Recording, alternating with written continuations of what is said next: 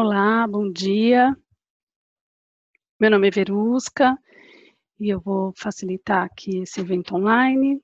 Queria começar pedindo para vocês, para quem ainda não preencheu, preencher uma enquete que aparece para vocês aí na tela de vocês, para a gente conhecer quem está participando desse evento.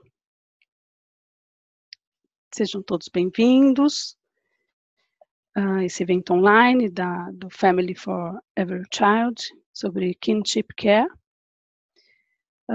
O cuidado da criança pela família extensa, que hoje nós vamos chamar aqui de guarda subsidiada na família extensa.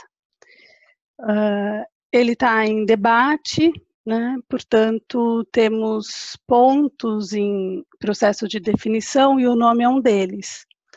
Então, nós vamos tratar aqui do Kinship Care como guarda subsidiada na família extensa. Eu vou falar aqui em nome da Family for Every Child e agradeço desde já esse convite para essa experiência com um evento online. Gostaria de dar boas-vindas aos nossos convidados especiais para esse webinar, né? A Ana Angélica, o Jonathan Hanai, a Cláudia Cabral, cujas apresentações vocês devem ter visto antes de se juntar a nós. A Jéssica também está online, e caso a gente tenha algum problema com o uso da tecnologia,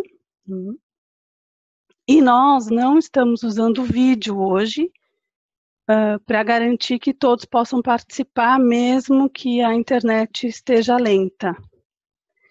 Eu também quero contar para vocês que os microfones só dos apresentadores estão ligados e as perguntas que vocês têm para fazer devem ser feitas por digitadas, né? Devem ser digitadas, ok?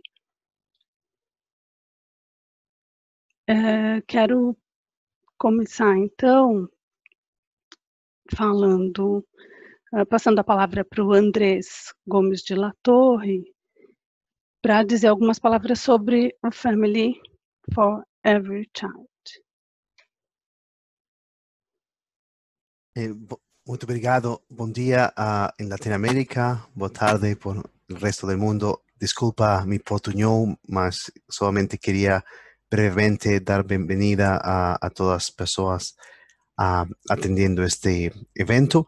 Family for Every Child, o una familia para cada criança, para cada niño, niña, es una alianza, una network global. De momento, más o menos, somos 40 miembros, organizaciones de Latinoamérica, América Latina, de África, Asia y Medio Oriente. Cada una de ellas expertas, con expertise en distintas áreas de crianzas y adolescentes. Este evento es uno de los ejemplos como tratamos de promover que los miembros de nuestra alianza y otros expertos externos compartan el aprendizaje y compartan la experiencia que tienen en sus contextos. Hoy enfocamos en Brasil, mas la expertise de nuestros miembros es global. Espero que sea interesante la conversa y les doy nuevamente bienvenida al evento y con mucho placer de escuchar a los expertos y escuchar también las preguntas que puedan tener. Muito obrigado e bem-vindos novamente. Obrigada, Andrés. Eu vou apresentar nossos convidados, né? A Ana Angélica trabalha no Ministério da Cidadania, é especialista em políticas públicas e como funcionária pública atua há mais de 20 anos na área de políticas sociais. Atualmente ela trabalha no Ministério da Cidadania, como eu já disse, onde ela lidera essa padronização da guarda subsidiada na família extensa. O Jonathan Hanai Ele, desde 1990, trabalha com crianças e adolescentes e desenvolvimento comunitário. Atualmente, ele tem como foco principal a guarda subsidiada em família extensa e assessora o governo federal e os municípios que estão implantando seus próprios programas de guarda subsidiada. E a Cláudia Cabral, que é psicóloga, mestre em educação, especialista em terapia da família, tem vasta experiência com trabalho social com famílias, reintegração familiar, acolhimento profissional, acolhimento familiar e adoção. Cláudia trabalhou na consultoria de projetos nacionais e internacionais e colaborou com a elaboração das diretrizes da ONU para o cuidado alternativo de crianças. Muito obrigada pela apresentação de vocês em vídeo. Cada um provocou uma reflexão diferente, né, sobre diferentes aspectos do cuidado da criança e do adolescente afastados do convívio parental.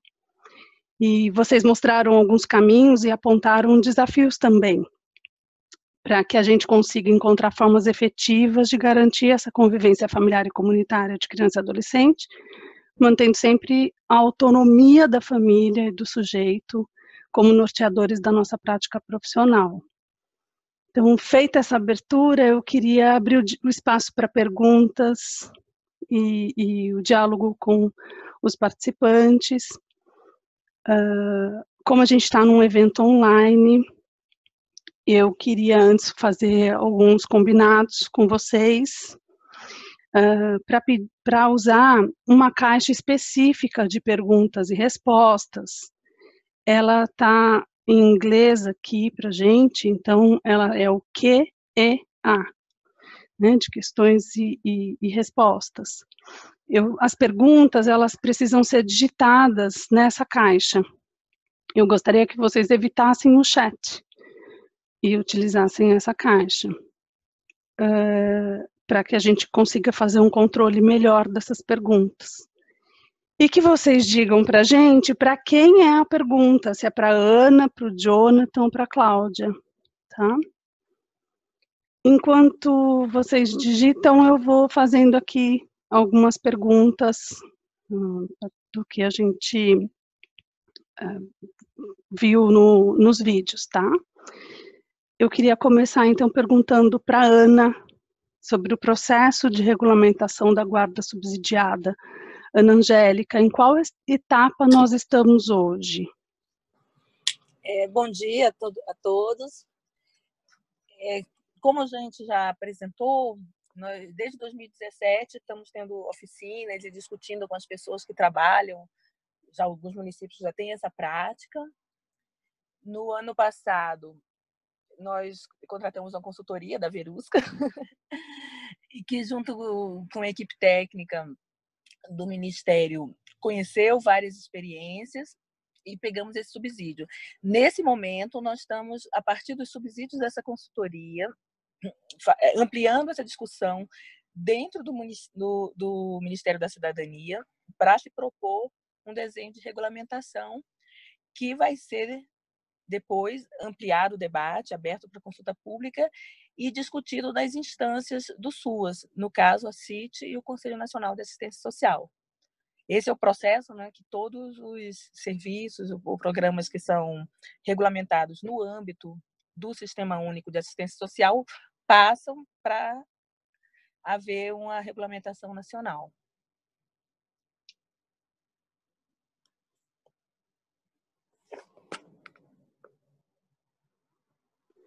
Certo, Ana. Eu estou aguardando as perguntas aqui para vocês.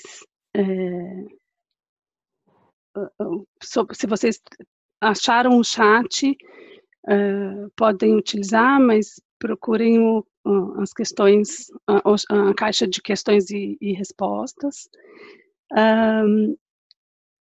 Estou aqui organizando. Enquanto eu espero, eu vou perguntando para o Jonathan. Na sua apresentação em vídeo, você falou sobre o modelo terapêutico do trabalho com a família. Quais são os aspectos terapêuticos desse trabalho? Bom dia a todos, é um prazer estar com vocês hoje. Eu acho que dentro do trabalho realizado que eu apresentei, que é realizado pela ACE Brasil, a questão de um modelo terapêutico, a parte do princípio que a gente reconhece que, uma vez que tem crianças sem cuidados parentais, que acabam sendo reinseridos na sua família extensa, há graves questões de dinâmica familiar, geralmente intergeracional. Então, para poder não só cuidar da criança naquele instante, mas cuidar da família como um todo e ajudar a família a modificar suas dinâmicas internas, precisamos desenvolver um trabalho individualizado do cunho terapêutico, sem ser psicoterapêutico, aonde o trabalhador social trabalha junto com o guardião, que o adulto responsável na família, para compreender e reconhecer os padrões transgeracionais destrutivos dentro da própria família, e a partir daí, semestralmente, sentar, avaliar quais são as dinâmicas que precisam modificar e fazer planos de ação para poder realizar isso. Então, a meta do trabalho, que tem um prazo ideal de 2 anos, é modificar permanentemente a dinâmica familiar que resulta na quebra dos ciclos intergeracionais.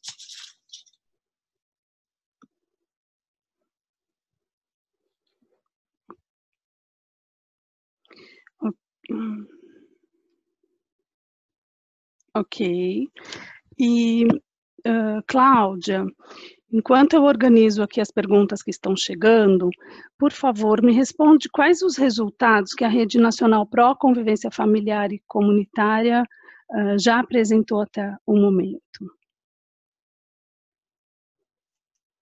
Bom dia, Verusca. Bom dia, todo mundo. Bom, a minha apresentação foi voltada para essa questão da força da sociedade civil junta, lutando e investindo na implementação de políticas públicas, né? E a gente começou a fazer isso, como eu disse na palestra, na apresentação, mais ou menos em 2003, 2004. Então, nós temos mais de 15 anos trabalhando num movimento nacional, numa força nacional pró-convivência familiar e comunitária. Então, na verdade, eu acho que a gente conseguiu muita coisa em relação a muitos países que estão começando nessa questão do advocacy. Por exemplo, lá em 2003, quando a gente fez a pesquisa do IPEA, a pesquisa foi feita numa amostra de instituições da Rede SAC, que apontava uma média de 20 mil crianças em acolhimento institucional nos abrigos vinculados à Rede SAC. Em 3 estados, no levantamento, nós vimos que a média era de que os abrigos da Rede SAC eram 20% da rede total de acolhimento.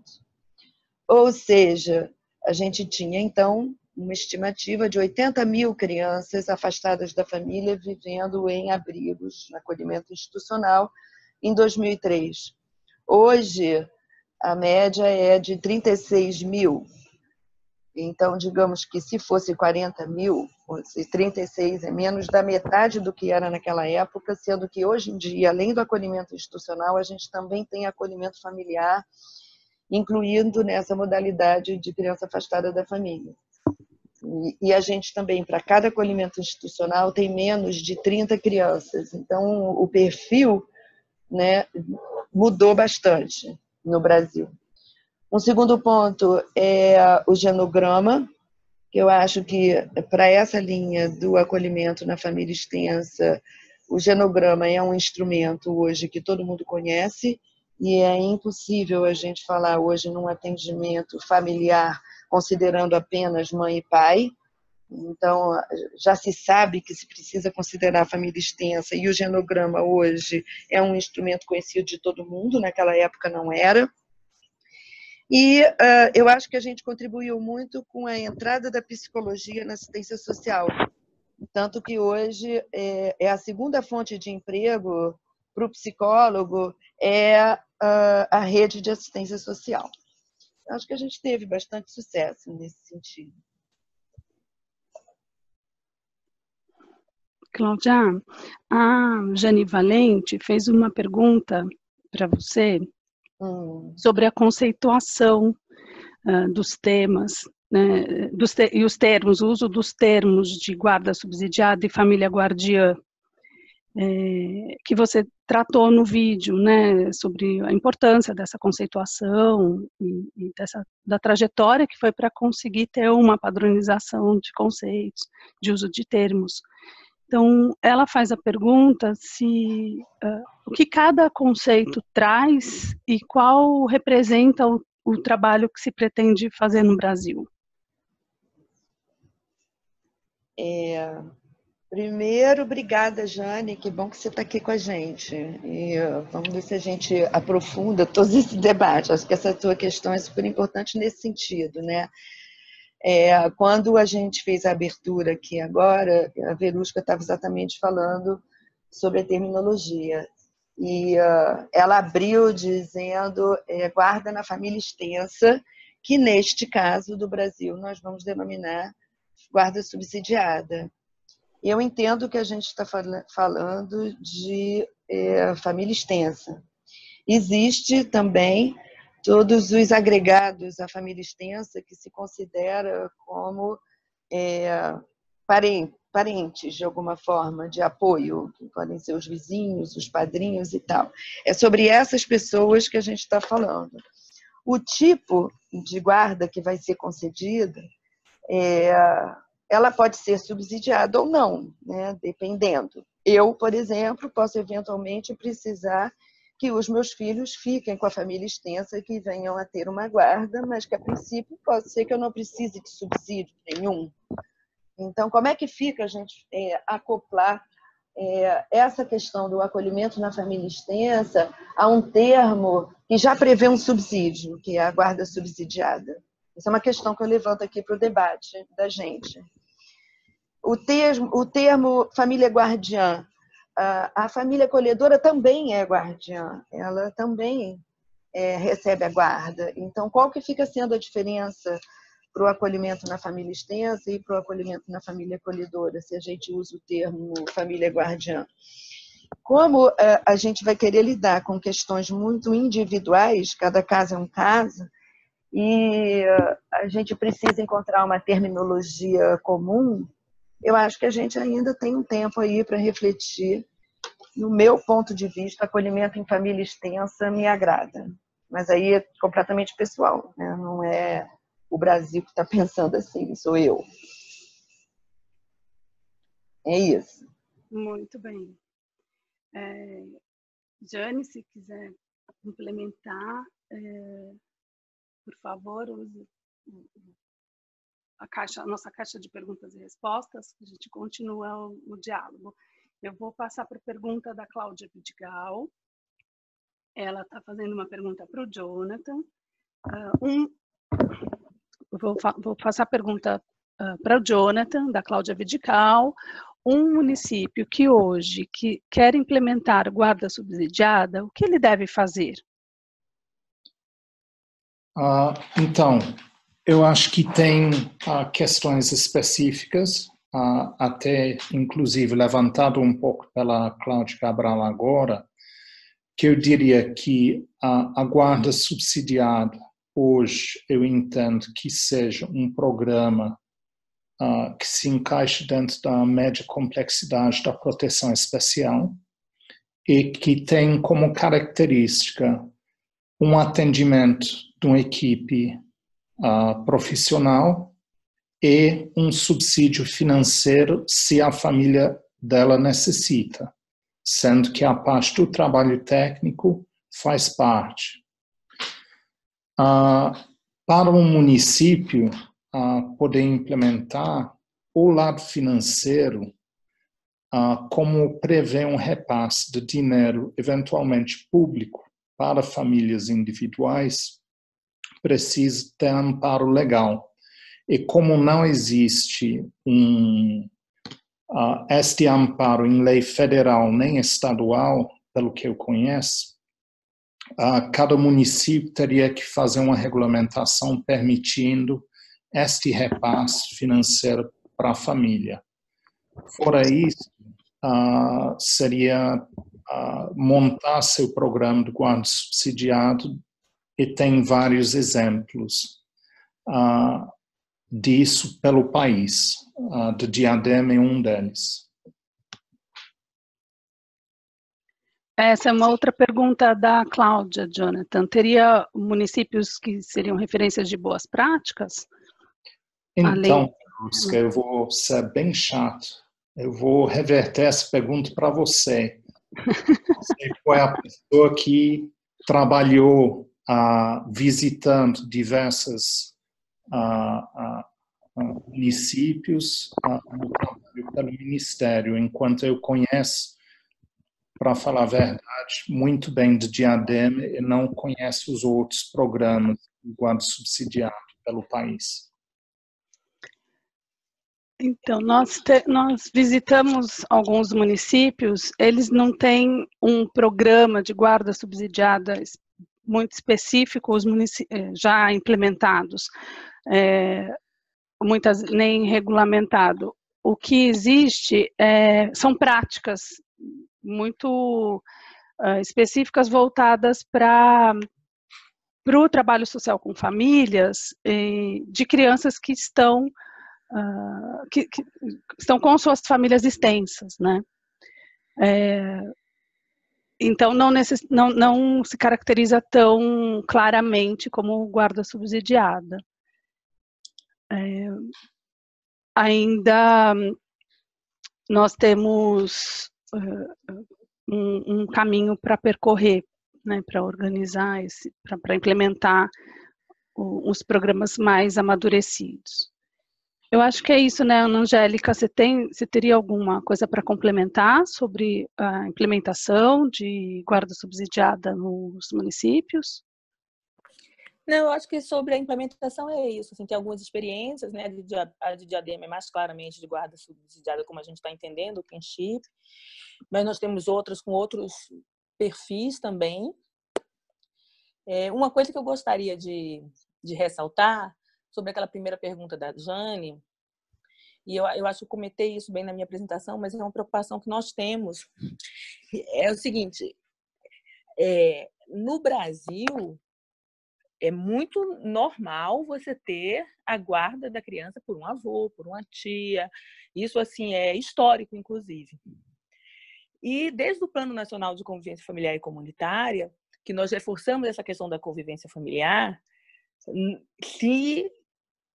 assim, há uma intenção de que, quando se trabalhe a possibilidade de reintegração ou de não institucionalização da criança, se verifique não só o seu pai e a sua mãe, mas na falta desses, né, se esses não têm condições de cuidado e proteção necessárias naquele momento, antes de se pensar numa institucionalização, ou eles já estando institucionalizados, se pensar numa reintegração, se olhar para essa família extensa, né?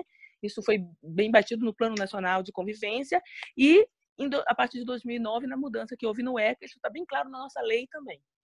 Então, a gente não pode tratar qualquer criança que esteja sob a guarda da família extensa como estando dentro desse programa. Um dos trabalhos, inclusive, que na consultoria a gente buscou, né, Verusca, foi fazer essa delimitação. Por quê? Apoiar a integração na família extensa e acompanhamento familiar, isso é uma diretriz que está dado por nossa lei, é uma diretriz do próprio Sistema Único de Assistência Social. Então, nós temos, entre as famílias acompanhadas pelos CRAs, entre as famílias acompanhadas pelos CREAs, muitas que são formadas por avós que cuidam de netos, tios que cuidam de sobrinhos.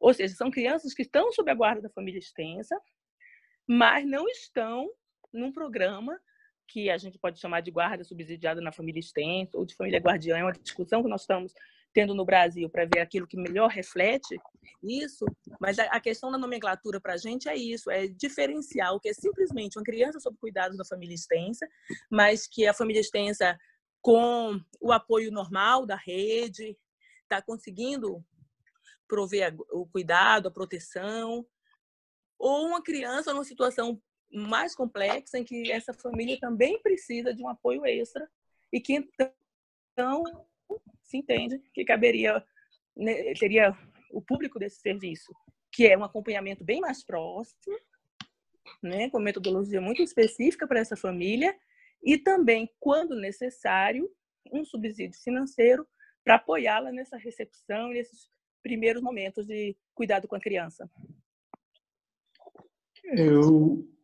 Verusca, eu também gostaria de complementar que eu acho que nessa questão há um risco da gente confundir entre que são práticas tradicionais na maioria das sociedades humanas e o que seria um programa específico que esperamos será tipificado dentro da assistência social brasileira, de SUAS. A distinção que eu faria é que toda criança e família que faz parte de um programa de guarda subsidiado estaria aí por causa de graves quebras de direitos das crianças sem cuidados parentais. Então, essa é uma condição para ser encaminhado para dentro de um programa destes. Enquanto, como o Cláudio e a Ana falaram, o estar vivendo com um parente que não seja seus pais não implica na participação ou na inserção em si só para um programa de guarda subsidiada. Exatamente. E por isso que a nomenclatura não faz sentido ser somente guarda na família extensa, porque todos esses outros casos que não se enquadram como, né, de um programa específico, tá com a guarda na família extensa. Então, não é tão simples essa questão da nomenclatura, né? Eu gostaria de complementar essa reflexão pensando assim, que o que mais talvez seja importante para a gente é pensar na violência que a criança está vivendo e no grau de violência que a criança está vivendo, seja com qual adulto for. No caso, a criança vai estar afastada da família, tanto nuclear quanto extensa, quando estiver na alta complexidade. Quando ela está na extensa, ou ela está na baixa complexidade, não tem violência nenhuma, não precisa de um acompanhamento muito continuado, está inserida na rede. Quando ela está na média complexidade, assim como se tivesse com a família nuclear, aí sim tem algum grau de violência que precisa ser trabalhado. Porque se esse grau de violência aumentar o suficiente para a criança não poder nem ficar com a família extensa, aí ela vai para uma família acolhedora ou para um acolhimento institucional. Então, aqui a gente está falando de média complexidade. Então, eu entendo que o programa de guarda, que aí se quiser chamar guarda subsidiada, que estiver alocado na média complexidade, aí talvez ele esteja identificado como são casos mais delicados que precisam de acompanhamento e, eventualmente, subsídio.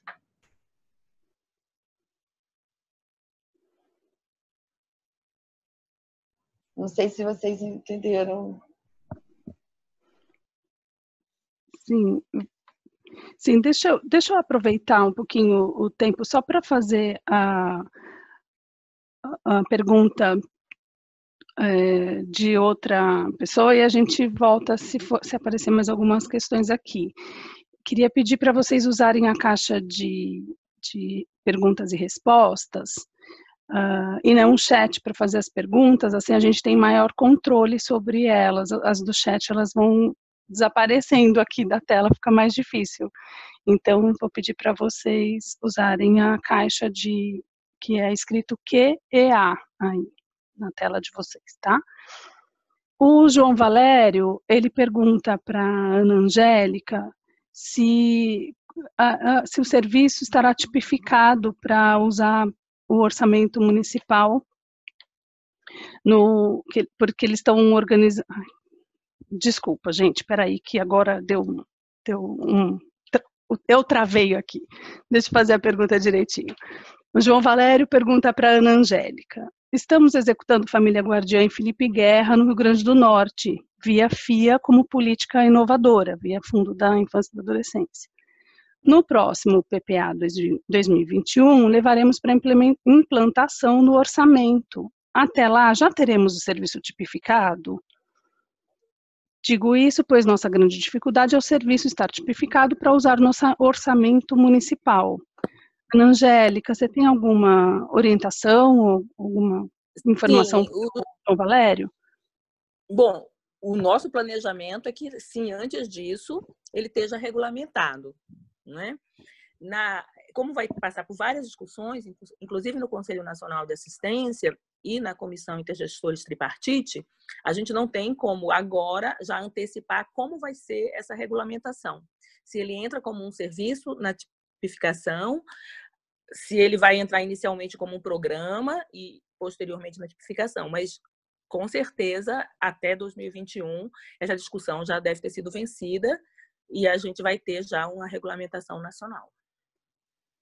Com certeza, sim, a gente não pode prever o futuro, mas todos os passos em todo o nosso planejamento é que antes disso já tenha havido essa regulamentação. Ok. Alguma pergunta a mais, gente? Usando a caixa de perguntas e respostas. Enquanto isso, eu perdi aqui uma pergunta no chat. Deixa eu ver se eu encontro. Aqui. Para a Ana Angélica também, da Érica. Nós já temos dados quantitativos sobre a constituição das famílias que recebem as crianças em guarda subsidiada? Nas pesquisas de antropologia, sabe-se dos dados de circulação de crianças entre diferentes mães. Sabemos quantas crianças permanecem por longo período em guarda subsidiada na família extensa? Temos dados, Ana? Bom dia, Érica. Enfim, com guarda subsidiada na família extensa, como a gente já colocou, nós, na verdade, não temos uma regulação nacional e temos alguns poucos municípios que têm essa implementação, né? Então, especificamente num programa desse, de guarda subsidiada, não temos nacionalmente essa informação, mas não é difícil se buscar junto aos programas, né? No Censo SUAS, nós temos a indicação daqueles municípios que indicam ter um programa, um serviço dessa natureza. Agora, tem detalhamento de quanto tempo cada família tem. Requeriria uma pesquisa, então não temos essa informação. Mas isso é uma coisa bem pontual. Eu não sei se a sua pergunta é nesse sentido ou no sentido mais amplo de quantas crianças permanecem durante muitos anos sob a guarda de suas famílias extensas, independente de estar num programa de guarda subsidiado ou não. Nesse caso, também não temos essa informação. Ok. Jane... Alguém mais? Cláudia, Jonathan, querem falar? Isso eu queria, porque em Diadema agora tem 10 anos de experiência, então tem uma certa quantidade de crianças e famílias que já passaram pelo programa. E aí eu diria que, na grande maioria, as crianças e adolescentes, uma vez que entram nos cuidados da família extensa, permanecem dentro da família de forma de qualquer família, só que não é com os pais. Então, muitas vezes, faz 18, 19, 20, 21 e continua no mesmo espaço, e tendo sua autonomia, sua vida autônoma de adulto como um resultado natural. E temos pouquíssimos exemplos de, uma vez estar na família extensa, ter reintegração na família junto com os pais. Tem sim, mas uma porcentagem baixa. Ok. Cláudia, quer complementar? Não, tudo bem. Pode tudo continuar. Bem? Obrigada. Obrigada. Então, a Jane Valente tem uma outra pergunta para o Jonathan e para a Ana, como profissional da gestão nacional. Dentro da sua experiência em Diadema, e sabendo que você defende que esse programa seja na média complexidade, sabendo como essa proteção tem tido problemas de operacionalização no Brasil, por exemplo, grandes municípios não têm conseguido ter equipes de serviço público. Como podemos dialogar com essas equipes e incluir essa demanda como um reforço ao trabalho técnico junto a essas famílias, não correndo no problema de rechaçamento do novo, como temos assistido em outros programas? Quer dizer, essa questão dos recursos humanos, não é, Ana? Sim, é para mim ou para o Jonathan? Bom, começa por você, depois eu passo para o Jonathan. Eu acho essa preocupação muito grande da Jane, que a gente consegue ver assim, num cenário nacional que há uma fragilização, principalmente em relação a recursos humanos e capacidade por conta de Estado. E eu entendo essa preocupação novo, fragilizando o que já está, né? Então, essa é uma preocupação que nós temos durante toda a nossa discussão, tanto durante a consultoria como principalmente agora, que nós estamos internamente no Ministério. Né? Então, primeiro, é importante contextualizar onde estará. Né? Nós entendemos, isso já é um ponto meio pacificado aqui no Brasil, de que seria na proteção social especial de média complexidade, uma vez que a criança está em família, né? Família extensa, em família não está com os vínculos rompidos, e se entende como um programa que ele é complementar ao CREAS, mas trabalhando na lógica de referência e contra-referência, de estar referenciado aos CREAS, mas com uma possibilidade de ter um para fazer isso. O desenho que está sendo pensado possibilita que ela seja ofertado tanto de forma direta como em parceria com organizações sociais, como é em Diadema. E é um programa ou um serviço, que também está nessa discussão, vai ser definido pelo Conselho, que o que está se defendendo é a regulamentação, não a obrigatoriedade de implementação imediata. É a necessidade e as condições para que se tenha, né, se implante uma guarda subsidiada da família extensa em cada município, tem a ver com a autonomia do município de avaliar justamente essas que realmente agregue e não fragilize o que já tem. Ok, Jonathan? É isso. Você facilitou muito para mim, Ana Angélica. Tem muito pouco a complementar isso. Eu diria que, só para compartilhar, em Diadema, desde seu início, que aconteceu junto com a implementação do CREAS no município, foi um programa referenciado e contra-referenciado pelo CREAS por um profissional ou uma equipe de profissionais do CREAS. O caso de Diadema é uma cidade de médio porte, 400 mil pessoas. Estamos apoiando o município de Felipe Guerra, que é de pequeno porte, e estamos aprendendo com isso. Eu diria que não existe um desenho específico ainda, como a Ana Angélica colocou, está em construção. E penso que tem dois caminhos, Jane, para responder à sua pergunta.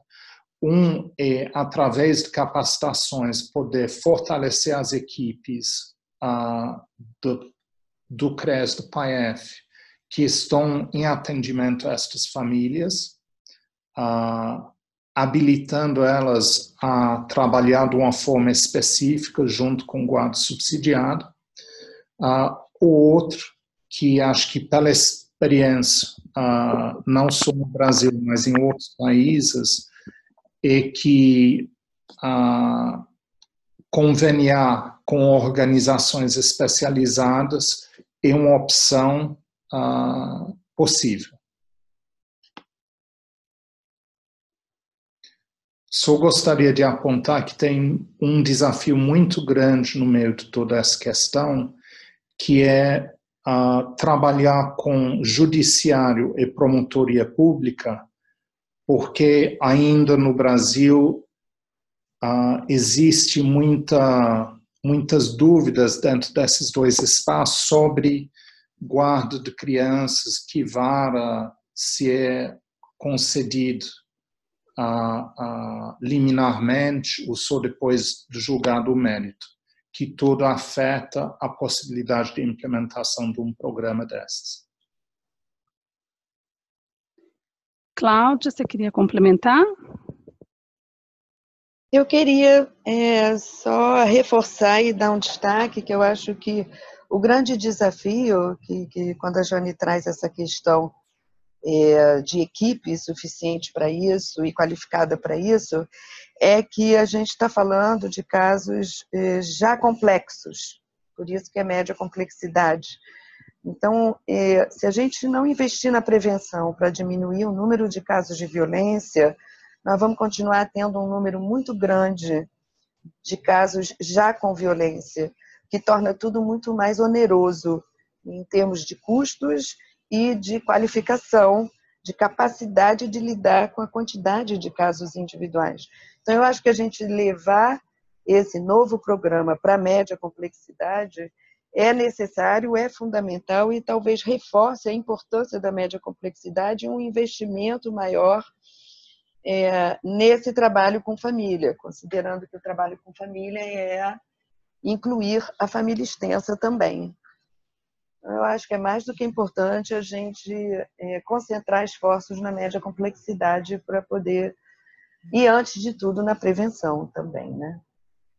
Cláudia, deixa eu aproveitar para fazer a pergunta da Janice Merigo, eu estou acreditando que faz parte do que você está dizendo, porque ela está perguntando assim, seria um programa complementar ao PAEF, quando houver necessidade de recolocação na família origem para a família extensa? Então, qual é essa relação entre os programas já existentes? Aqui eu estou fazendo essa pergunta de carona com a Janice, que eu acho que seria interessante a gente esclarecer um pouco o lugar de cada um, né? Do PAEF, do guarda subsidiada, do família acolhedora. Eu entendo, quando a gente fala sobre reintegração familiar, a gente não pode se limitar à figura do pai e da mãe, porque quando eu comecei na minha fala lá atrás, eu estava falando que hoje o genograma já é conhecido, porque é essa que é a família da criança, né? A gente conta com a rede intrafamiliar. Então, eu entendo que quando a gente faz trabalho de reintegração, a gente tem que considerar a família extensa e muitas vezes a criança já está na família extensa ou vai ser prioritariamente colocada na família extensa. Então, eu acho que está vinculado ao PAEF, sim. Acho que esse programa deveria ser reforçado, qualificado, para exatamente permitir que o atendimento individual a cada família seja feito. E eu acho que é a grande oportunidade da gente ampliar essa leitura para além do núcleozinho mãe, pai, filho. Até porque a quantidade de recasamentos é gigantesca e a grande maioria das famílias que a gente trabalha são filhos de pais diferentes e tudo mais, né? Sim, a Janice pergunta assim, o programa seria para famílias que são público-alvo da assistência social? Ela comenta, ela é do Poder Judiciário, e ela comenta que temos famílias extensas que possuem a guarda de seus sobrinhos, mas não necessariamente precisam acessar a política de assistência social. Então... É exatamente aquilo que eu tinha falado lá no começo em relação ao grau de violência e alocar esse tipo de atendimento à média complexidade. Quando está na baixa, não. Aí a gente pode retomar isso que ela está falando, ao que o Jonathan acabou de dizer da questão do judiciário. Quer dizer, a gente aqui está numa fala muito voltada para dentro da assistência social, usando terminologias muito da assistência social, e a gente precisa ampliar isso, e o judiciário precisa participar desse debate muito mais, para a gente poder, de fato, dialogar com todos os atores necessários para colocar isso em prática. Eu gostaria de fazer uma observação em relação a isso. Justamente, acho que foi muito boa essa pergunta, porque essa é uma das principais diferenças que a gente quer colocar, né? Como já foi colocado, tem um monte de crianças, várias já historicamente, mas hoje em dia, que são no arranjo mesmo familiar, estão sob a guarda de um tio, estão sob a guarda de um avô. Esse não é o público. No público desse serviço não seria todas as crianças que estão sob a guarda da família extensa. Sim, em relação à pergunta dela, é o público da assistência social? É. Mesmo dentro do público da assistência social, terão algumas famílias extensas que estão com seus netos, sobrinhos sob guarda, que não necessariamente estariam numa situação de necessidade de estar dentro de um programa de guarda subsidiada na família extensa, ou família guardiã, enfim. O Jonathan já comentou isso também. Isso tem a ver um pouco com a gravidade, com a situação de violência transgeracional, tem uma série de diagnósticos. Então, são aquelas crianças que tiveram sob risco de ficar sem cuidados parentais, é uma ação de prevenção à institucionalização dessas crianças ou uma ação de reintegração familiar de crianças que já estão institucionalizadas e cujas famílias, a gravidade do fato que levou a essa separação necessitaria dessa atenção. Então, absolutamente não se pode confundir com aquelas crianças que estão sob o cuidado da avó, que a família vai na vara de família e passa a guarda para um tio. Isso não é esse o público. Essa delimitação é muito importante para a gente, é uma discussão que a gente tem aprofundado. Acho que o Jonathan pode comentar um pouco mais também. Sim, obrigado, Ana Angélica. Que eu complementaria, Janice, é que eu acho que, em teoria, existe uma clareza para o judiciário se a criança barra família seria alvo de um programa de guarda subsidiado ou não, que é exatamente a divisão entre vara de família e vara da infância e juventude, sendo que a vara de infância e juventude é somente para ser usada onde há violação de direito, enquanto para todas as outras questões vinculadas nessa situação há questões de guarda, seria para resolver na vara de família. No entanto, eu diria não existe essa clareza dentro do judiciário, mas a princípio existe um espelhamento, vamos dizer, de judiciário para com o sistema de assistência social. E outra coisa, alerta que eu faço, é que, como todos têm falado, existem muitas crianças que estão morando com pessoas das suas famílias extensas sem a guarda legal concedida. E isso é algo que em algum momento precisamos dar nossa atenção. Por quê? Porque dentro dos cuidados alternativos da ONU está claro que cada criança tem direito a ter guardião legal o tempo todo, que não implica numa nova carga para o sistema de assistência, mas sim para o judiciário cuidar corretamente dessas situações. Deixa eu voltar um pouquinho na Janice Merigo, que ela fez aqui uma pergunta sobre a lógica que eu acho importante a gente reforçar. Pode acontecer a reintegração para a família extensa após o acolhimento, mas a princípio o ideal seria não haver a necessidade de ir para o acolhimento familiar ou institucional. Essa é a lógica do programa Guarda Subsidiada? Essa é a lógica da nossa legislação, né? de todo o trabalho a favor da convivência familiar e comunitária. E é a lógica também do guarda subsidiada na família extensa. Né? Então, antes Se há alguma questão que impede a criança de, naquele momento, permanecer de forma segura com os seus pais, a primeira ação é verificar se existe alguém da família extensa, que a criança já tenha vínculo, principalmente, em que com quem ela possa ficar. Porque assim se mantém o vínculo familiar, se mantém no mesmo contexto, sem rupturas, e evita-se a institucionalização. Não necessariamente todos esses casos necessitariam que essa família fosse alvo do guarda subsidiada na família extensa, né?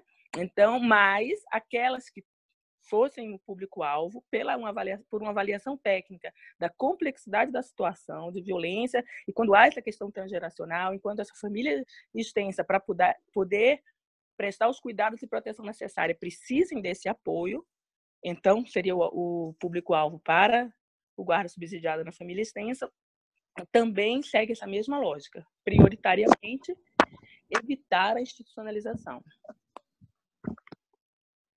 Perfeito. Alguém mais? Jonathan, Cláudia, querem complementar? Eu só diria que a resposta curta que eu teria seria sim. Lembrando que tem muitos outros serviços e programas, mas esse em específico tem essa lógica de prevenção e de cura, se for necessário. E achei muito bom desculpe, perdi aqui, a Janice, colocada a questão de família acolhedora também. Então, é um aporte de saída de programas de família acolhedora também, considerando que família acolhedora, a princípio, é um programa de curto prazo, como acolhimento institucional, restrito hoje a 18 meses, pela legislação. Ok. Cláudia, quero só dar um exemplo que eu acho que a gente tem que sempre considerar casos individuais, né? Na época, por exemplo, que a gente trabalhava com família acolhedora aqui no Rio e que a gente fazia um encontro semanal da família acolhedora com a família de origem, às vezes essa família de origem era representada pela avó. Então, assim, essa compreensão da dinâmica familiar é muito importante, eu acho, em termos de capacitação para o governo, tirar o foco da criança de uma forma isolada, mas compreender o funcionamento das famílias, digamos, com as quais a criança convive e entre as quais a criança circula. Cláudia, deixa eu aproveitar que você está com a palavra e fazer uma pergunta da Kelly e do João Valério. Tendo em vista a peculiaridade das complexidades dentro das proteções em que o SUAS está organizado, como você vê a diferença entre inserção familiar e reintegração familiar? Para além da nomenclatura, qual é o impacto para o trabalho desenvolvido tecnicamente? Bom, inserção familiar é você inserir. Eu estou ainda na nomenclatura, mas atrás dela a gente entra na forma de trabalhar. E eu estava lendo aqui a pergunta, agora pulou na hora que saiu. Inserção. E reintegração é integrar. Então, são duas coisas diferentes. Nós, na Terra dos Homens, por exemplo, que desenvolvemos isso já há muito tempo e nos especializamos nesse assunto, exatamente toda a leitura que a gente faz do trabalho da convivência familiar é dentro dessa forma de perceber sistemicamente a família. A reintegração familiar, no nosso caso, ela começa quando a criança já está dentro de casa. Quando a criança está afastada da família, ou no abrigo, ou na família acolhedora, existe o período pré-reintegração, que é a preparação para a mudança da criança, para a saída da criança do acolhimento para a entrada na família de origem novamente. Isso a gente chama de pré-reintegração. Criança que está na rua, ela leva um tempo, tem um processo, mas quando ela entra em casa e aí passa a morar Ali é que começa a verdadeira trabalho de reintegração. E a gente já sabe, isso já é um fenômeno comprovado. Você tem pelo menos 1 ano e meio, 18 meses de acompanhamento sistemático dentro dessa família para promover a verdadeira integração, digamos, da criança e para a permanência dela naquele contexto. Normalmente são 18 meses, se não acima de 18 meses. Às vezes 12 meses também funciona, dependendo, aí cada caso é um caso. E aí é como entrar numa família, né? Como acompanhar a criança lá dentro do convívio familiar. E aí é toda uma formação para isso. Acho que eu respondi, espero. Alguém queria... Desculpa, eu me organizando com as perguntas, acabei te tirando dela, né? Ana, queria complementar, Jonathan? Não, acho que está ótimo. Tranquilo. Eu acho isso também, né? E reintegração, quando a gente fala de forma genérica, é quando a criança já foi, né, já está fora do convívio familiar, no serviço de acolhimento, né, e reintegra a sua família. No mais, é isso que a Cláudia falou mesmo. Agora tem umas questões aqui da Jane Valente, trazendo a discussão para orçamento e para a gestão do programa, né? Ana, como incluir como um programa, tendo a garantia que os recursos do SUAS não sejam divididos, e sim com um orçamento próprio complementar?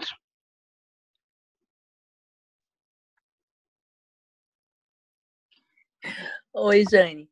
Então, como eu já coloquei no início, neste momento, o que está sendo discutido é uma regulação como serviço ou programa. No caso de ter programa, é porque há uma discussão se, por ser uma questão nova e que tem algumas dúvidas do desenho, se poderia ser um programa por um tempo para se ver a sua implementação, fazer ajustes e depois se tipificar como um serviço. Então, todos esses trabalhos, e que eu disse, acho que numa resposta anterior, que com certeza, assim, certeza, né? Mas, assim, todos os passos que bem antes, né, de 2021 nós tenhamos isso como regulamentação, que é diferente de recursos, de uma colocação de novos recursos para implementar em todo o Brasil. Quem conhece bem a tipificação nacional dos serviços socioassistenciais sabe que tem alguns serviços, por exemplo, o serviço domiciliar para pessoa com deficiência, idosos na básica, que ele está tipificado desde o início. E não houve uma expansão qualificada em relação aos recursos. Tem outros serviços tipificados, por exemplo, muitos municípios eles têm alguns dos serviços e não necessariamente recebem o cofinanciamento federal, porque como é essa repartição de recursos. Sempre que tem possibilidade de novos recursos, há uma discussão no Conselho Nacional de Assistência Social sobre os critérios de priorização. E então, aqueles municípios que atendem aqueles critérios podem fazer o aceite e começar a receber, então, um cofinanciamento que é continuado. Isso é uma discussão, isso se faz com todos os serviços, e seria o caso também, mas não é o que está sendo, neste momento, a gente ainda está no momento anterior, que é o da regulamentação. Então, aí eu também não teria como dizer nesse momento que daqui a 1, 2 ou quanto tempo teria, após a regulamentação, teria essa possibilidade de um investimento novo, e a gente não... E aí, só para... Eu acho que a pergunta da Jane tem um pouco isso. Quando se pensa nesse caso, a gente está dentro do âmbito da assistência social, não se pensa em, se tiver um novo financiamento, é um novo financiamento, sem pensar no desfinanciamento de outros. Isso está fora de questão. Por isso que, neste momento, a gente está pensando na regulamentação.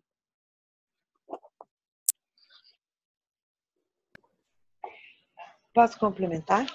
Claro. Para além da regulamentação dentro da assistência social, eu acho que essa questão de subsídio é uma questão importante para a gente refletir e conversar também. Não sei se a gente tem muito tempo para isso. Até agora não entrou muito na discussão, mas em termos de metodologia e de acompanhamento, eu acho que é um desafio. E isso é uma questão muito debatida no mundo todo. Como é que a gente utiliza esse recurso de forma a promover, de fato, uma mudança comportamental para além da resposta concreta, né, às demandas de sobrevivência. O que isso está... como é que esse instrumento pode ser usado para a violência das relações, né, para além da subsistência. E isso eu acho que é extremamente importante no item metodológico de capacitação. Como utilizar essa verba como um instrumento que vai reverter a violência e não apenas reverter a pobreza, digamos. A Jane Valente, ela comenta que você deu ótimos indicativos metodológicos, né? Que ela concorda com o Jonathan sobre a necessidade de formação. E para isso, Cláudia deu ótimos indicativos metodológicos, né, Cláudia? Então, acho que também usar esse recurso com reflexão metodológica, né? A gente precisa de formação dos recursos humanos que a gente tem, né? Porque sempre que entra recurso financeiro, as relações mudam. E aí a gente saber lidar com isso, né, e utilizar na hora certa e no momento certo, atento ao comportamento e às reações da família na utilização do recurso e, principalmente, eu diria, a forma com que o profissional enxerga a utilização do recurso e usa, né, na sua intervenção a utilização do recurso. Então, é como que o profissional enxerga. Isso já dá para mais de 2 ou 3 webinars sobre isso. Eu acho que é uma reflexão importante. A gente tem que parar para pensar sobre isso. E o governo, quando a Ana estava falando, também. Porque eu me lembro que quando eu estava conversando com a Ana mais detalhadamente no processo de organização desse webinar, a gente falava em 3 categorias de subsídios. Você vai ter famílias que vão precisar de uma verba maior, vai ter famílias que vão precisar de pouquíssimo, e tudo isso, esse critério de utilização tem que ser também restrito, não pode ser todo mundo. E a equipe lá da média complexidade, ela vai estar acessando esse recurso para quantas famílias e com que critério que ela vai escolher aquela família ou a outra família para o nível X de recurso, o nível Y. Tudo um atendimento muito individualizado e muito interessante em termos de capacitação, eu acho. Sim. Só uma observação assim, que eu estou gostando dessa discussão e que é uma discussão que a gente fez muito, né, durante as discussões da consultoria e continua tendo isso no Ministério, que a gente não pode confundir esse benefício que é dado à família com um programa de transferência de renda permanente, por exemplo. Na verdade, como a Cláudia já falou bastante, ele faz parte de um trabalho técnico, ele tem que ter uma função ali para aquela questão específica da família. Então, ao contrário do Família Acolhedora, por exemplo, que se tem um recurso padrão para todas as famílias, nesse caso, o que está se discutindo é que tem um limite máximo, mas a necessidade do quanto aquela família vai precisar, do quanto tempo ela vai precisar, e até se vai precisar desse benefício financeiro, vai depender dessa avaliação técnica do trabalho que vai fazer com aquela família, levando em consideração toda essa complexidade que a Cláudia falou. Então, eu gostaria de dizer que eu acho que é um pouco, eu concordo 100% com a Angélica, que é imprescindível separar a caracterização de um repasse financeiro, que o repasse financeiro é vinculado a um trabalho técnico, mas também é vinculado ao fato que a criança não está vivendo com os pais, está vivendo com o outro. Nesse caso, a família extensa. Concordo plenamente com a Cláudia quando ela fala de uma questão de visualização individual e o potencial de trabalhar as famílias e como eles podem potencializar o dinheiro que estão recebendo. No entanto, eu vejo risco que, novamente, a gente acaba responsabilizando famílias e jogando tudo em cima da família.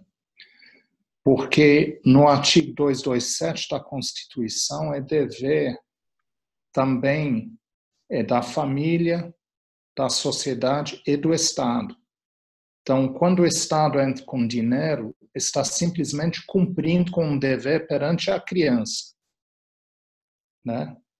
Então, só para, não para discutir, mas para dizer que tem várias formas de entender, o país, Escócia, tem um sistema, eu diria, mais próximo, um entendimento mais próximo sobre família acolhedora, família extensa, acolhimento institucional, como o Brasil. E há um ano atrás, reconhecendo a especificidade da situação de crianças colocados pelo Estado como membros da família extensa, mediante situações de violência e violação de direitos, no ano passado instituíram um benefício para estas famílias, um benefício fixo, vinculado a criança estar lá. Eu acho que essa até seria uma discussão bem prolongada, mas eu vejo assim que uma das diferenças da discussão que a gente está tendo no Brasil de outras que tem principalmente na Europa, que quando entende o kinship, ele entende nesse sentido. Então, o recurso é porque a criança está na família extensa, simplesmente, né? Nesse caso, porque assim, se fosse pura e simplesmente isso, no caso brasileiro, então caberia a todas aquelas famílias, né, que estão com a criança e que... Não, Angélica, me desculpe. Não, só deixa eu completar o meu raciocínio. Eu entendi aquele seu raciocínio do que é vara da família e vara da criança. Mas mesmo se você for ver, em muitas famílias, a gente trabalha a reintegração familiar já desde, principalmente depois de 2004, essa questão de reintegrar a família extensa, de impedir, né, tentar impedir a institucionalização através dessa integração, são de situações que houve violência e tudo mais, né? E que claro que essas famílias vão precisar de um apoio e tudo. Em relação à responsabilidade, eu concordo com você, a responsabilidade não é só da família, é da sociedade e do Estado também, inclusive financeiramente. Mas nesse caso, tem a ver com a segurança de renda, né? Então, uma família que esteja com insegurança de renda, ela teria direito a essa segurança de renda, que no nosso marco nacional, nós temos um programa de transferência de renda nacional, que é o programa Bolsa Família, e temos benefícios eventuais da assistência social também, e nesse caso, especificamente essa questão de segurança de renda, tem a ver com isso. No caso do programa, especificamente, a gente está fazendo aquele corte daquelas famílias que estão naquele serviço, por todas aquelas complexidades que nós já falamos, né? Você colocou muito bem essa questão da violência e tudo. Aí o que eu estou falando é dentro desse recorte, que mesmo dentro desse recorte, vão haver famílias que vai ter uma necessidade de um apoio maior em relação a essa questão do benefício para poder acolher aquela criança, para poder se estruturar para prestar o cuidado necessário, e outras vão precisar também, mas de um valor menor. A única questão que eu estou colocando é que E essa questão da necessidade, o valor desse benefício tem que ser um pouco, e o tempo que ele vai ser dado tem que fazer parte dessa discussão, que tem a ver com todas as outras discussões também, e avaliação do caso. É só essa a diferença que eu estou tentando fazer. Só para esclarecer, não estamos falando da Europa. Estamos falando da experiência de um país pequeno e como ele enxerga a coisa. Só isso. É um benefício muito específico também. Mas não queria prolongar, só para esclarecer que não estamos falando da Europa. Eu não estava falando da Europa. Porque a Inglaterra é completamente diferente. Só. Sim, deixa eu deixar registrado aqui que a Jane Valente faz alguns comentários sobre a responsabilidade do Estado, que ela permanece independente do modelo produtivo, né? E que nas discussões do Plano Nacional de Convivência Familiar e Comunitária ficou claro que valorizando a cultura da família extensa, o convívio das crianças e adolescentes com seu meio, não deve desresponsabilizar o Estado, né? Que vai muito em sintonia ao que vocês estão falando, né, também. Acho que a Ana Angélica e Jonathan comentaram bastante sobre isso. Cláudia, você tem alguma coisa para complementar? Eu queria ir para os finalmente, que já são 11h20. Tudo bem, tranquilo, obrigada. A gente tem aqui uma outra pergunta dirigida para você pelo João Valério sobre o valor pensado para esses subsídios financeiros para as famílias. Como será feita o reparto de recurso para os municípios de pequeno porte onde não há serviço PAEF? Olha, João, essa pergunta com certeza a Ana Angélica poderia ficar aqui falando mais 20 minutos para a gente, porque está tudo num processo e eu acho que tem muito a ver com a forma com que o governo vai desenhar detalhadamente. Isso ainda é um processo de reflexão. No caso, quando eu estava conversando com ela sobre isso, era uma gradação, do tipo, você vai dando X por criança no valor mínimo e aumentando dependendo do grau da complexidade. Mas eu acho que isso talvez sejam hipóteses. Então, não dá para você, nesse momento, querer se ater a um valor específico, enquanto isso não for realmente muito debatido e discutido no âmbito do governo, quando esse processo for realmente normatizado. A gente está num momento diferente em termos de governo. Eu acho que essa discussão ela ainda vai ter um tempo. Quer dizer, não adianta a gente agora também querer ficar muito preciso e objetivo, porque ainda está em construção. Essa é a leitura que eu faço, não sei se alguém quer complementar. Ana, você queria complementar e pensar? Não, eu acho que a Cláudia falou bem isso. Como eu falei, a gente está num processo de regulamentação. Tem várias questões que são complexas e que precisam, né? Porque senão teria sido feito em um mês, né? Vou fazer o desenho. Uma das complexidades é essa. A gente está falando de algo que seria complementar, né, ao PAEF, referenciado ao CREAS, e nós temos municípios que não têm CREAS, são de pequeno porte. Não está definido ainda. As discussões que está se tendo nesse sentido é que também, por exemplo, tem municípios que estão de pequeno porte, chegam até alta complexidade e não tem um CREAS. Como é isso? O que é que diz, né, o que está regulamentado na NOB SUAS, quais são as regulamentações do SUAS? Aqueles municípios pequenos que ele não tem, né, demanda, não tem tamanho para ter uma unidade CREAS, ele deve ter no órgão gestor, o órgão gestor deve disponibilizar uma equipe de proteção social especial. Então, o caminho da discussão é esse sentido, que se tiver algo essa equipe seria a referência naqueles onde não tem CREAS, mas a gente não está, isso está sendo desenhado e discutido, justamente muita discussão nesse sentido. Esse é um ponto. Depois, eu realmente gostaria de frisar essa questão de repasse de recursos. A gente está, num primeiro momento, pensando em regulamentar um serviço, né? Ou programa. O intuito, e acho que todos nós que estamos aqui temos a intenção de que haja cada vez mais recursos, né, para o sistema de proteção, mas nós sabemos também que nós estamos num momento em que está tendo um esforço enorme para manutenção de recursos já pactuados.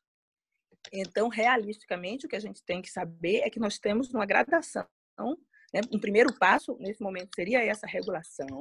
O segundo passo é ter vencido essa etapa de manutenção dos recursos que nós já temos pactuados, e um terceiro passo seria essa de expansão de recursos, quaisquer que sejam eles. Assim, eu acho que é para todos nós tenhamos claro um pouco esse caminho e nesse quadro que nós estamos. Sim, Ana, eu queria registrar que a Janice no chat fala de que não podemos pensar em regulamentar mais um programa ou serviço sem estruturar e pensar a proteção especial. E no semestre passado, quando eu participei das discussões com a consultoria para regulamentação do guarda subsidiada, é exatamente uma preocupação que surgiu muito da equipe, né? Como que a gente estrutura e discute a proteção especial como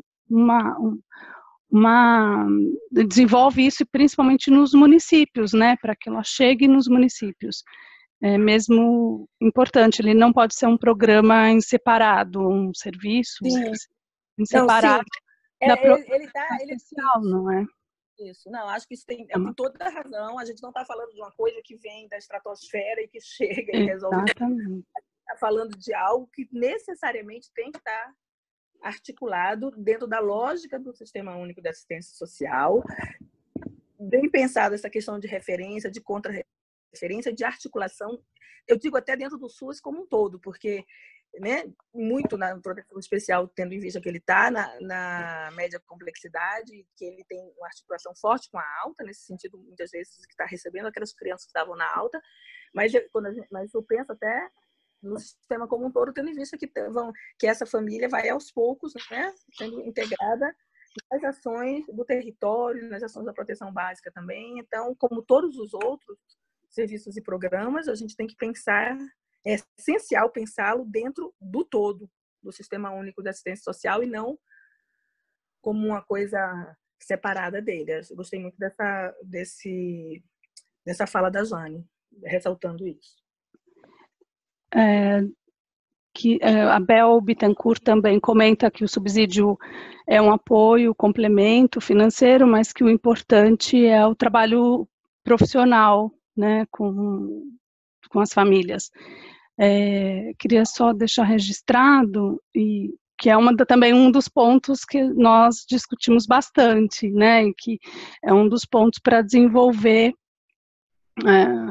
para toda essa regulamentação que está em processo, né, Ana, Cláudia, Jonathan, e queria ir para a gente ir para as falas finais também, porque nós já são 11h28.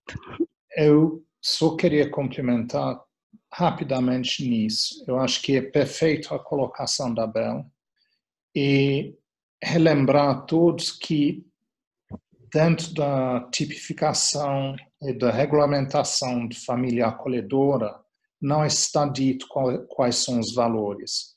Eu acredito que ficar falando de valores de um programa nacional seria um equívoco, porque acredito que em cada município onde o programa, mesmo sendo tipificado, etc. e tal, vai precisar constar em planos municipais de assistência ou da criança, ou ambos, estará lá no âmbito dos conselhos municipais de assistência que deveria ser feita essa discussão e essa decisão.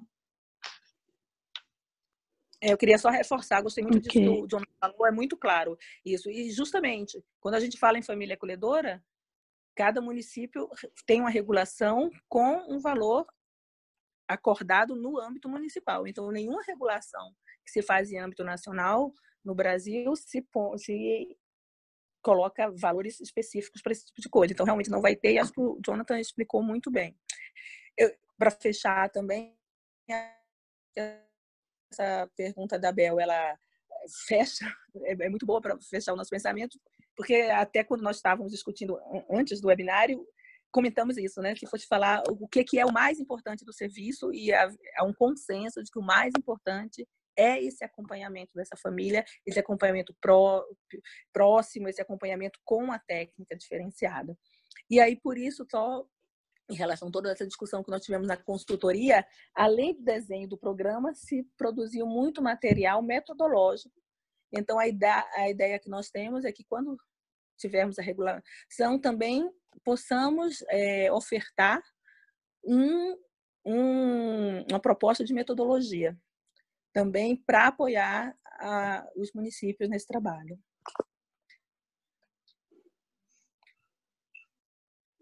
Cláudia, você quer fazer suas palavras finais para a gente ir fechando aqui? Você quer complementar? O microfone é seu.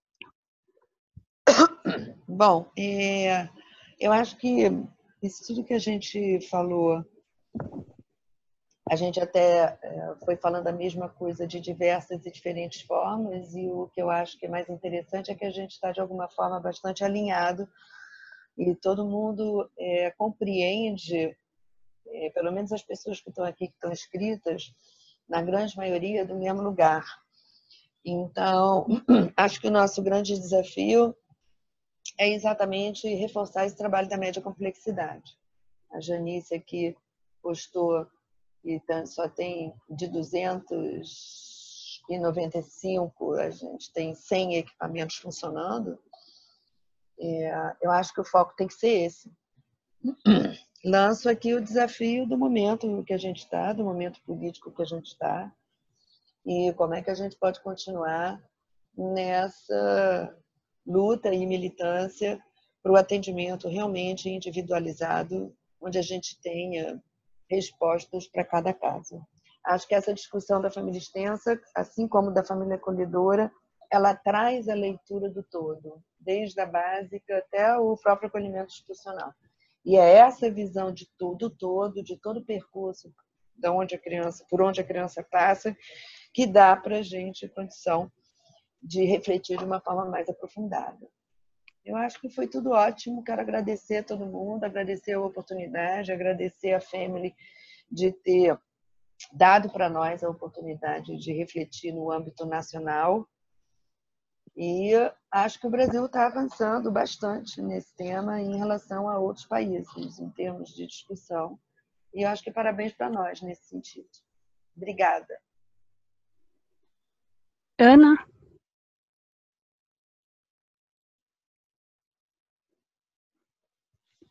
Ana, você quer falar suas palavras para finalizar? Jonathan? Com o microfone desligado. Desculpa. Alô? Não. Fala, Ana. Desliguei o microfone sem querer. Bom, eu queria primeiro agradecer a todos os participantes. Achei que foi uma discussão, né, das pessoas com bastante domínio do tema. Isso foi muito bom, deu para a gente aprofundar bastante. E agradecer também ao Family por essa possibilidade, né?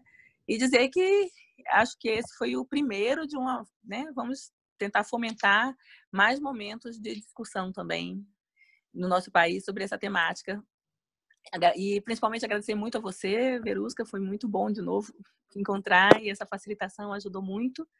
E ao Jonathan e a Cláudia também a parceria. Um abraço. Jonathan? Eu faço coro a todos, um agradecimento à Family for Every Child para abrir esse debate, para a gente poder fazer de uma forma que para mim é relativamente nova, e a possibilidade de estar dialogando com pessoas do país inteiro e até fora do Brasil. Teve a Érica participando, acho que enriquece as possibilidades das construções coletivas. Então, muito obrigado aos colegas e a você, Verusca. Eu também agradeço a Family, a Ana, Jonathan e Cláudia pela conversa, para todos os participantes. Vou pedir para os participantes preencherem uma avaliação para a gente, que aparece agora ao final da transmissão.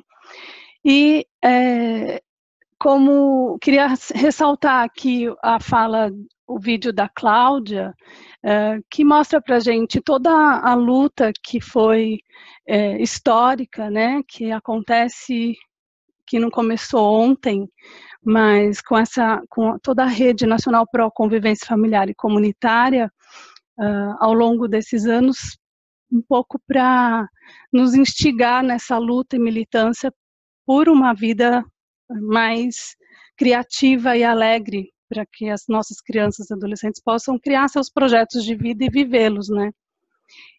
Que não posso deixar de lembrar do segundo Plano Nacional Decenal de Assistência Social, de 2016 a 2026, que tem entre seus objetivos criar serviços e programas de apoio às famílias para ampliar sua capacidade protetiva da criança e do adolescente. Além disso, tem como meta erradicar o acolhimento institucional motivados pela situação da pobreza.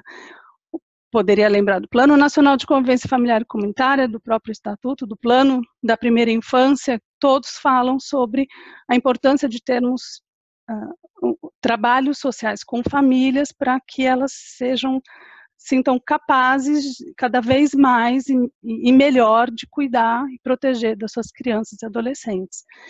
Eu desejo muito que isso tudo nos instigue no nosso cotidiano profissional, para que a gente vá para a luta e realize esses nossos planos todos, que já estão bem pensados.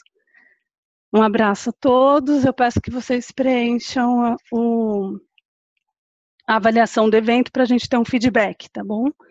Espero vê-los novamente em breve, que a gente consiga repetir isso, um evento online como esse, mais vezes, e agradeço muito a generosidade de vocês no contato, na troca, e na paciência comigo, que estou fazendo isso pela primeira vez. Então, obrigada, viu? Obrigada, Family, obrigada, Cláudia, Jonathan e Ana, pela oportunidade. Obrigada a você, Verusca. Foi ótima essa indicação de você estar com a gente. Muito obrigada. Obrigada. Jéssica também está aqui atrás de tudo e é a nossa consultora logística lá da Family, maravilhosa. Obrigada, Jéssica, por tudo. Obrigada, Cláudia. Obrigada, Jéssica. E obrigado, Jonathan e Ana. Foi bom esses meses de contato. Beijo. Continue. Obrigada a todo mundo. Tchau. Obrigada, tchau.